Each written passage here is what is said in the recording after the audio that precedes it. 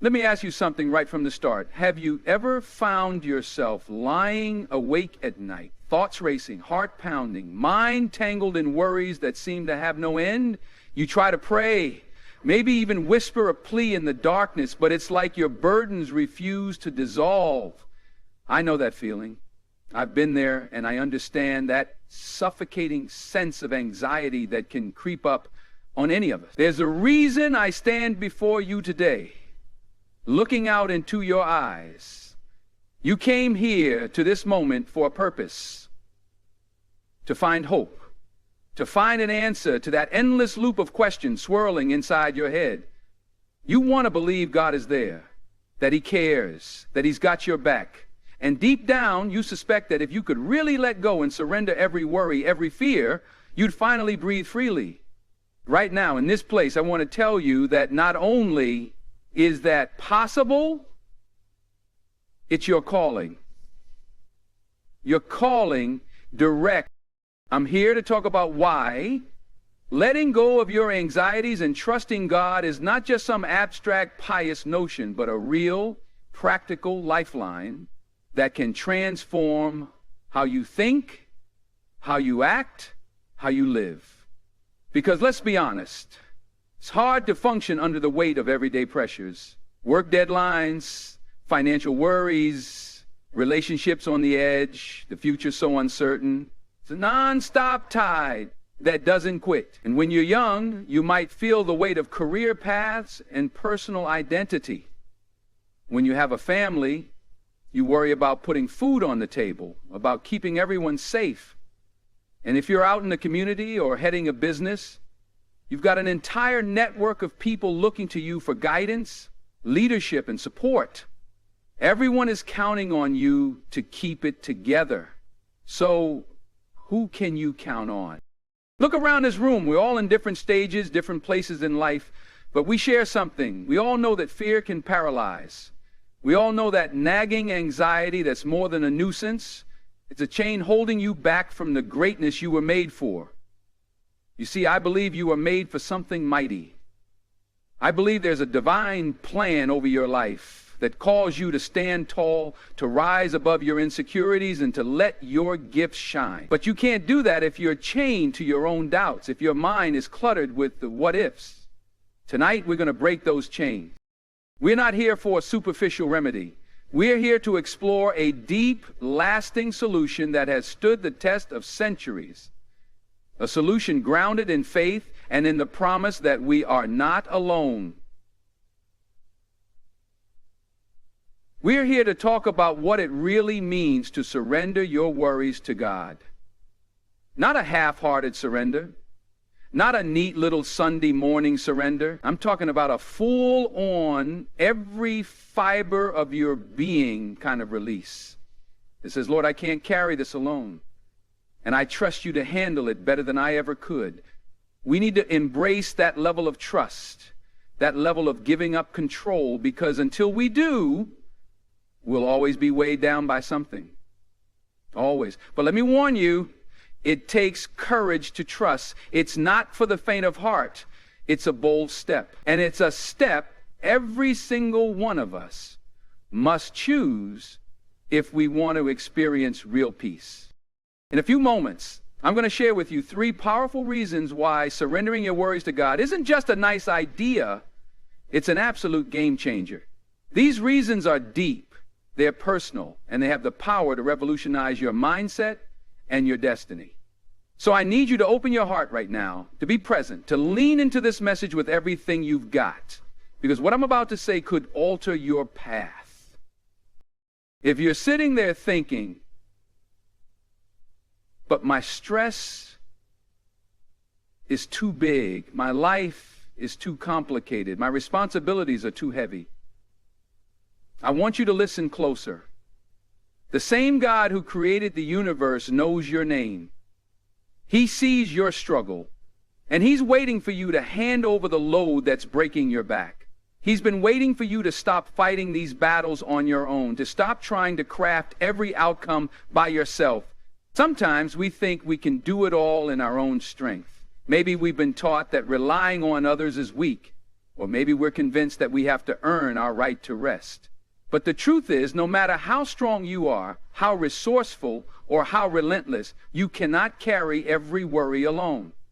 You were never designed to bear it all by yourself. You were designed to trust, to walk in faith, and to let go of the illusions of control that keep you up at night. Right here, right now, let's begin a journey together. Let's step into the first reason why surrender to God liberates you in ways you might have never imagined. And as we go, let's keep our hearts open. Let's let every single example, every single real life story penetrate the walls we've built around our hearts. Because we don't need those walls anymore. We don't have to hide behind bravado. We don't have to mask our insecurities. We can be real, we can be vulnerable, and in that vulnerability we can find the kind of strength that only comes from trusting Him. Are you ready? Let's do this. I want to begin by addressing the simple truth. You are not alone in this fight. And that brings me to the first powerful reason we must surrender our worries to God. Listen up. The first reason is that surrendering every anxious thought opens the door to genuine freedom. Think about the times you've felt most trapped. It wasn't necessarily prison walls or a locked door. It was the prison of your own mind, right? That mental chatter telling you you're not good enough, the fear that someone will judge you, the dread that you'll fail. It holds you hostage, convincing you that if you don't figure out a solution this instant, everything will crumble. But once you surrender those frantic urges to control the uncontrollable, you unlock a freedom that is sweeter than any quick fix. Because true freedom starts within. Let me explain what that freedom looks like. A young college student wrote to me once, sharing how he was drowning under the pressure of grades, future career prospects, and the constant competition he felt on campus.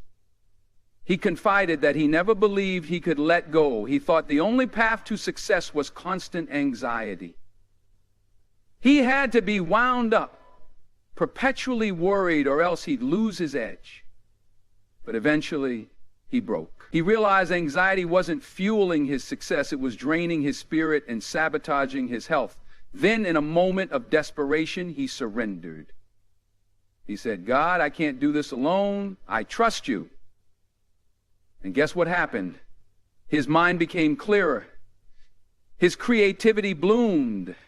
He found a fresh perspective. Freed from the crippling fear, he discovered motivation fueled by faith, not fear. That's freedom. When I talk about freedom, I'm not talking about ignoring your problems or closing your eyes to reality. This isn't about naive optimism. No, my friends. This is about releasing what you can't control so you can focus on what you can. If you're building a family and you're terrified that you can't protect them from every danger, surrendering that worry to God won't make you reckless.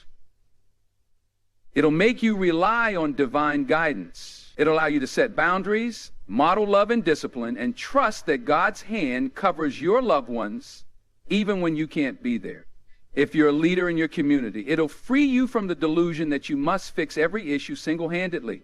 That freedom liberates you to empower others, to delegate, to trust God's wisdom in the hearts and minds of those around you. If freedom bursts collaboration and unity, because you're no longer trying to micromanage everyone's steps. But there's a cost if you don't realize this. If you cling tightly to your anxieties, you start closing off real possibilities. You become so consumed by fear that you sabotage opportunities. You don't apply for that scholarship. You don't start that outreach program. You don't hire that bright new talent because what if they mess up? And so your world stays small. Your spiritual growth remains stunted, you see. The mind that refuses to let go is like a clenched fist. Nothing new can enter. You can't receive blessings if you're grasping at your worries with all your might.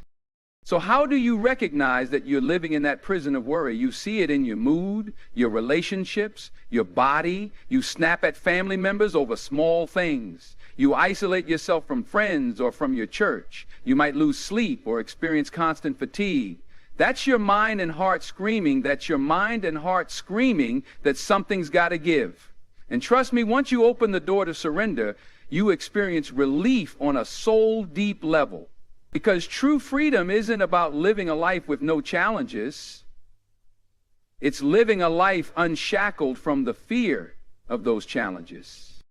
Here's a practical way to start embracing that freedom. Each morning, or any time a worry strikes, pause. Take a deep breath. Pray, Lord, this concern is overwhelming me. Show me what's mine to do, and I give you the rest. Make it a habit. Start small. Over time, you'll build a reflex of turning to God instead of spiraling into panic. You'll find that your decisions, your relationships, even your sense of self begin to shift. You become more aware of God's presence, more confident in your steps, more open to experiences, because you know you're not alone. You've let go, and you've let God. And don't underestimate the power of community as you do this. You don't have to journey alone. If you're struggling, talk with someone you trust. Join a prayer group. Consult with mentors in your field. Surrendering your worries to God doesn't exclude seeking help from others. It actually invites it, because you're humbly acknowledging you can't do everything on your own. That's the freedom we're talking about. Freedom from the lie that you have to have all the answers all the time. With that first key reason, a liberated mind and spirit, I need you to hold on to this truth. You were made to be free. The constant tension you feel, that's not your natural state. That's not the life God intended for you. God wants you to walk in peace. Let that sink in for him. Let it resonate, because that's the foundation we lay before moving forward. And now, let's push deeper into another powerful reason that surrender transforms the very fabric of your life. The second reason is that when you surrender, you create space for divine guidance and purpose to flow in. We all talk about wanting direction, right? We all want a sign, a nudge, a clear sense that we're on the right path. But how many times have we blocked God's guidance with our own noise, our own assumptions? Surrender is the quiet space where divine wisdom speaks. Let me ask you, how can you hear if you're always talking? How can you see if your eyes are glued shut by worry?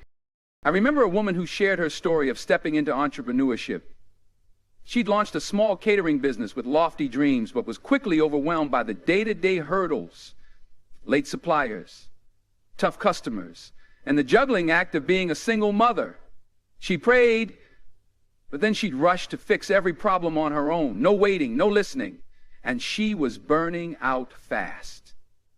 One day, out of sheer exhaustion, she decided to do something different. She sat in her dining room, the bills and order sheets piled up, and she prayed a simple prayer. God, I surrender. Show me the way.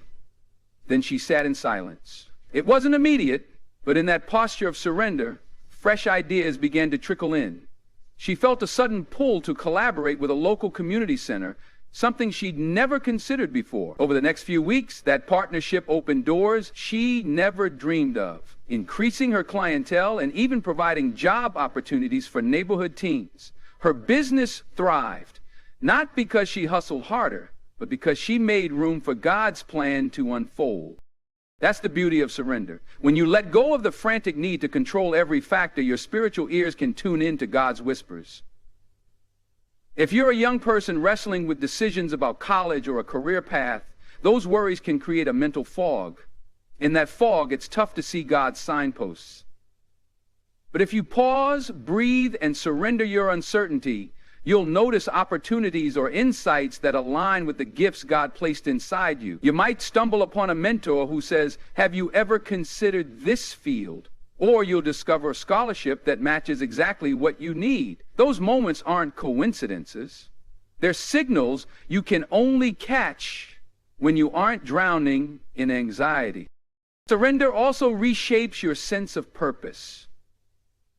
Too often we label ourselves by our roles. I'm just a dad.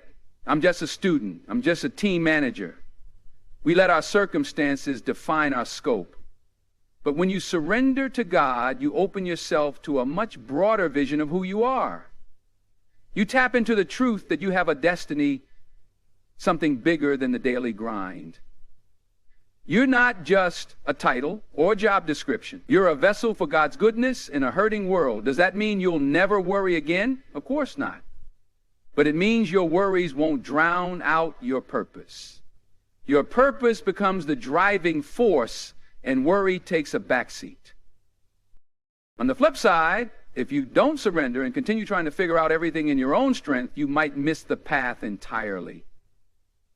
You might chase illusions of success, devoting years to a career that never aligns with your calling. Or you might become so protective of your family, constantly anxious that your children feel stifled. They don't learn to trust God themselves because you're always stepping in, never letting them see faith in action. In a community or business context, if you're micromanaging every decision because you're terrified of failure, you shut down creativity. You push away team members who could carry fresh perspectives. You end up with a stagnant environment where growth is limited because fear keeps everything locked down. How do you let divine guidance flow in? Start by making room for stillness in your life. That could mean 5 minutes of silent prayer in the morning, or it could mean journaling your anxieties before bed and then reading a few passages of Scripture, letting those words speak to your heart. It could mean walking in nature, observing God's creation, and simply listening. Ask questions like, God, what are you showing me? What step can I take? Then wait. We're not good at waiting in our fast-paced world, but divine guidance often comes in the waiting. You'll find that what seemed chaotic starts to reveal patterns, opportunities, relationships you hadn't considered. And there's a still, small voice within you that says, try this way, talk to that person, take that leap. Obeying that voice doesn't guarantee immediate comfort, but it guarantees alignment with a higher plan. And once you sense that guidance, act on it. Surrender is not passive, it's an active trust. It says, God, I believe you've led me here, so I will walk in faith. That might mean taking a calculated risk, reaching out to someone you've wronged, or stepping into a new venture. It's not about being reckless, it's about being courageous in faith. That's how purpose blossoms. And that's the spiritual ripple effect that transforms not just your personal journey, but the people around you. Because when you live on purpose, you become a living testament to God's faithfulness, inspiring others to do the same. So hold this reason close. Surrender creates space for divine guidance. When you let go of your iron grip on every detail, you open your heart to a plan greater than your own. So let's move together into the next reason. Because once you taste the freedom and alignment that come with surrender, you're ready to understand the deeper impact that a surrendered life can have on your character, your community, and your legacy. The third reason is that surrender leads to inner transformation and resilience that go far beyond temporary solution. Because let's be real, we live in a world that loves quick fixes. We want the phone app that solves our scheduling nightmares. We want a pill to take away our anxiety. We want a 3-step formula to fix our finances. But true, lasting change, that requires a heart shift. And that heart shift often comes when we admit we can't do it all alone, and we surrender to a power greater than ourselves. Consider a story I heard from a friend who runs a community outreach program in a struggling neighborhood. They had high crime rates, kids dropping out of school, families fractured by addiction. Traditional measures helped somewhat, after-school programs, mentorship initiatives. But the real transformation began when the community leaders collectively decided to surrender their burdens to God. They met weekly to pray, to lay out the seemingly impossible challenges, and to ask for God's intervention. Then something beautiful happened. Hearts began to soften. Rival community factions came together in unexpected ways. Local businesses pitched in to sponsor job training. Church groups, civic groups, and individuals from all walks of life started to collaborate. Was it perfect overnight? No. But there was a new resilience, a new spirit that said, we can rise above this because we're not fighting alone. And guess what? Crime rates began to fall. More kids stayed in school. Families found hope. That's the transformative power of surrender, because it changes you from the inside, and that inner change radiates outward. In a family setting, if you're struggling with constant arguments, resentment, or a breakdown in communication, surrender can be the turning point. It requires you to let go of blame, let go of the need to be right, let go of the pride that says, I don't need help. When you truly surrender your family's brokenness to God, you become more patient, more willing to listen, more open to apologizing when you're at fault. This shift isn't superficial. It's a slow rebuilding of trust and mutual respect that can only happen when your own heart is humbled before God. That humility, that openness to His correction is what builds resilience in relationships. Because let's face it, families aren't perfect and storms will come. But a surrendered family weathers those storms with a different level of grace and unity. For young people, surrender fosters resilience by grounding your identity in something unshakable. In an era where social media, peer pressure, and 100 different voices try to define who you should be, surrendering your life to God's design anchors you. You learn that your worth doesn't depend on likes, followers, or outward achievements. It depends on who you are in God's eyes. So when failure comes, and it will, you bounce back quicker because your spirit isn't crushed. You might get knocked down, but you're not destroyed. You're not destroyed because you know the one who stands with you. If you don't walk this path of surrender, you might patch up your problems temporarily. You might muscle through with sheer determination, but determination alone can only take you so far. Eventually, that well runs dry. You burn out, or you become bitter, or you lose faith in yourself and in people.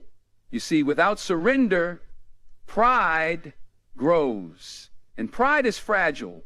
The moment something shakes you, an unexpected loss, a betrayal, a big failure, your world can crumble. But when you've built your life on faith, when surrender has shaped your character, you discover you can withstand storms that would have devastated you before. That's resilience.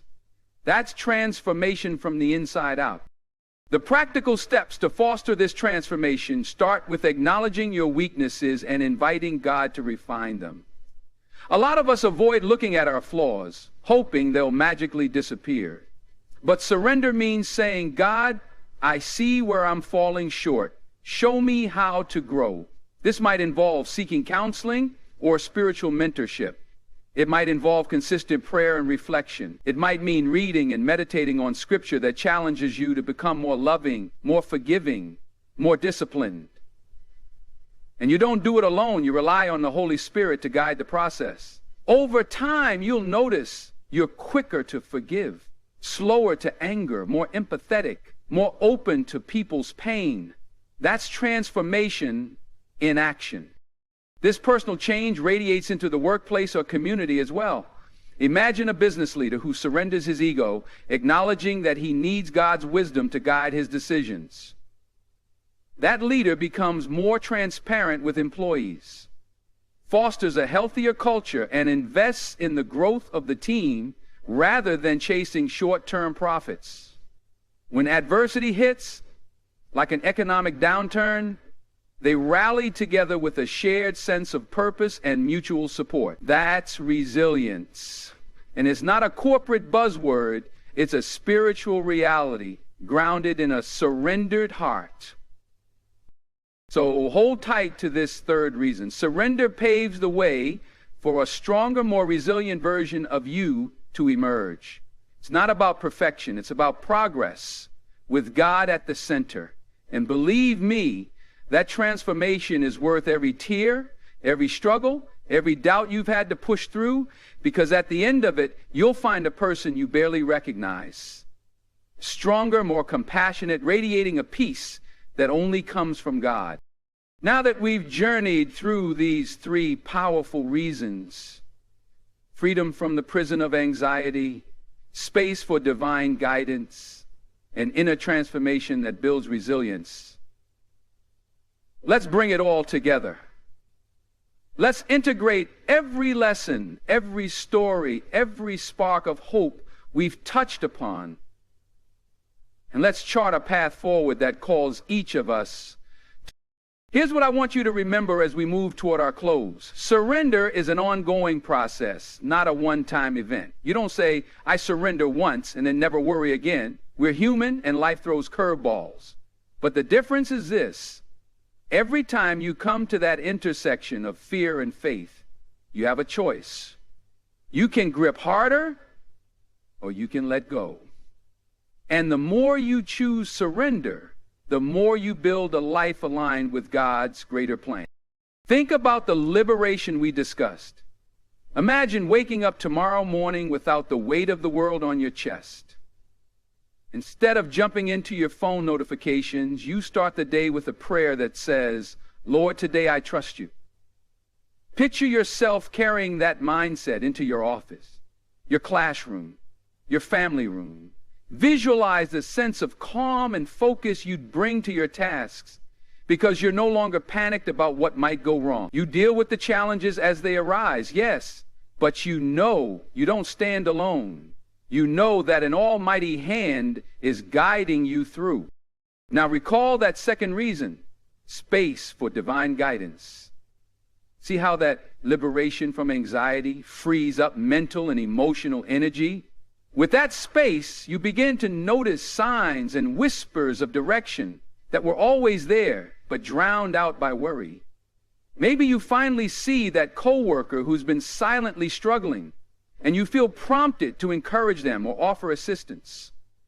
Maybe you spot a new approach to a persistent family issue, and you realize God's been nudging you toward humility and a simple conversation that could mend years of tension. Or you find a fresh idea for your business that aligns with a deeper purpose, not just profit. Guidance flows when you're not playing tug-of-war with your own doubts. And let's not forget the final reason, inner transformation. Imagine your relationships taking on a new glow because you're more patient, more forgiving. You used to snap at loved ones when stress piled up, but now you pause and pray. God, I surrender my temper to you. Show me a better way to respond. Over time, you see the ripple effect on your spouse, your children, your coworkers. They see that change in you, and it sparks something in them. They might not immediately follow suit, but they'll notice the peace you carry. Peace is contagious. A surrendered heart can shift atmospheres. But let's tie these threads together into the lessons we glean. First, we learned that worry ties your hands and blinds your eyes. By surrendering your anxiety, you claim the freedom God offers.